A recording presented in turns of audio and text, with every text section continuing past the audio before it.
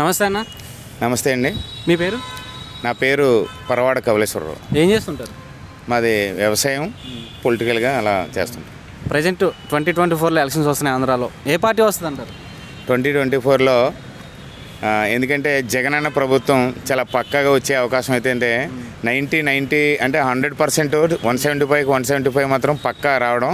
ఎందుకంటే చేసినటువంటి పథకాలు ఏవైతే ఉన్నాయో అన్నీ కూడా ప్రజల్లోకి వెళ్ళాయి.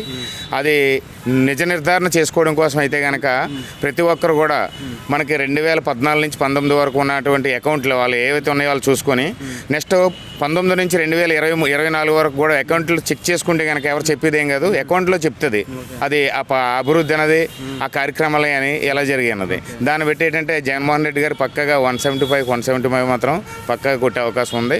దానికి మేము మద్దతు ఇస్తున్నాం. అంటే ప్రతిపక్షాలు అంటున్నాయి సంక్షేమ పరంగా చూసుకుంటే ఓన్లీ వైసీపీ కార్యకర్తలకు ఇస్తున్నారు, అలాగే అభివృద్ధి పరంగా చూసుకుంటే ఏమీ చేయట్లేదు అంటున్నారు. మరి మీరు ఎలా చెప్పగలుగుతున్నారు 175 వస్తాయని? ఏం చెప్తున్నామంటే పార్టీలకు అతీతంగా కులం, మతం, పార్టీ ఏమీ చూడకుండా, ఎందుకంటే జగన్మోహన్ రెడ్డి గారు చేసింది ఏంటంటే భారత రాజ్యాంగంలో ఉన్నటువంటి మౌలిక సదుపాయం సూత్రాలు ఏవైతే ఉన్నాయో అవి పాటించి చేస్తున్నటువంటి వ్యక్తి ఎవరైనా ఉన్నారో అనుకుంటే ఈ దేశంలో మొట్టమొదటిగా వైఎస్ జగన్మోహన్ రెడ్డి గారని ఖచ్చితంగా చెప్పగలను. అందులో ఉన్నటువంటి కూడుగుడ్డ, నెక్స్ట్ వచ్చేసి ఏంటంటే మనకి చిన్నపిల్లల్ని అమ్మఒడి పథకం, ఇల్లులు ఇవ్వడం అనేది, ఈ కార్యక్రమాలు ఏవైతే ఉన్నాయో ఇవన్నీ మనం చేయవలసినవి అనమాట. అవి భారత రాజ్యాంగంలో ఉన్నటువంటి మౌలిక సూత్రాలు ఏవైతే ఉన్నాయో అవి పాటించాలని ఒక దృఢ నిశ్చయంతో జగన్మోహన్ రెడ్డి గారు తీసుకొని ఆ విషయాన్ని తీసుకొని వెళ్ళడంలో ఫుల్ డేర్ చేసి చేస్తున్నారు. కాబట్టి పక్కాగా వస్తారని మేము చెప్పగలుగుతున్నాం. అభివృద్ధి పరంగా చూసుకుంటే అటు రోడ్లు అవ్వచ్చు కానీ ఎంప్లాయీస్కి ఉద్యోగాలు కానీ చేయలేదు అంటున్నారు కదా, ఇది ఎంతవరకు వస్తాం? ఎంప్లాయీస్కి ఉద్యోగాలు ఇవ్వలేదు అని చెప్పడానికైతే ఎవరు సరిపోరు. ఎందుకంటే ఆయన వస్తుండగానే 4 లక్షల ఉద్యోగాలు ఇస్తూ ఆయన ఆంధ్రప్రదేశ్లోని ఒక గ్రేట్ సీఎంగా పేరు పొందారు.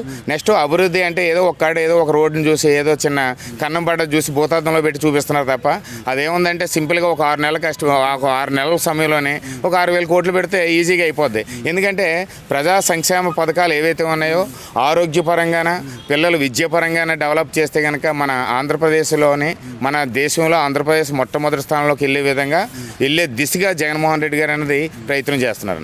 అలాగే ఇప్పుడు చంద్రబాబు నాయుడు గారు వచ్చేసి 6 ప్యాక్ అని ఒక పెట్టడం జరిగింది. ఆపోజిట్ ఇప్పుడు నవరత్నాలు జగన్మోహన్ రెడ్డి గారు ఏదైతే నవరత్నాలు ఇస్తున్నారో దానికి ఆపోజిట్లో 6 ప్యాక్, రెండాట్లో కంపేర్ చేసుకుంటే ఎలా ఉంటుంది? కంపారిజన్ చేసుకుంటే కనుక దీని గురించి చెప్పడానికి జగన్మోహన్ రెడ్డి గారు పెట్టినటువంటి పథకాలు ఏవైతే ఉన్నాయో అవన్నీ కూడా చంద్రబాబు నాయుడు ఏ రోజు కూడా లోక్సభలో అక్కడ ఆ సభలో కూడా అసెంబ్లీలో కూడా ఏమీ మాట్లాడలేదు. ఇది బాగోలేదు, అది బాగోలేదు అని చెప్పేసి డబ్బు దుర్వినియోగం అయిపోతుందనే చెప్పారే తప్ప ఈ పథకం బాగోలేదు, ఆ పథకం బాగోలేదు, ఇది బాగోలేదని ఏ రోజు చెప్పలేదు. నెక్స్ట్ ఏ స్టేజ్ల మీద ఏ ప్రైవేట్ మీటింగ్లో కూడా చెప్పలేదు. కానీ నిన్నగాక మన రాజమండ్రిలో మీటింగ్ పెట్టినప్పుడు ఈ పథకాలన్నీ అంటే దీనికన్నా నేను ఎక్కువ ఇస్తాను అని చెప్పేసి అన్నారన్నమాట.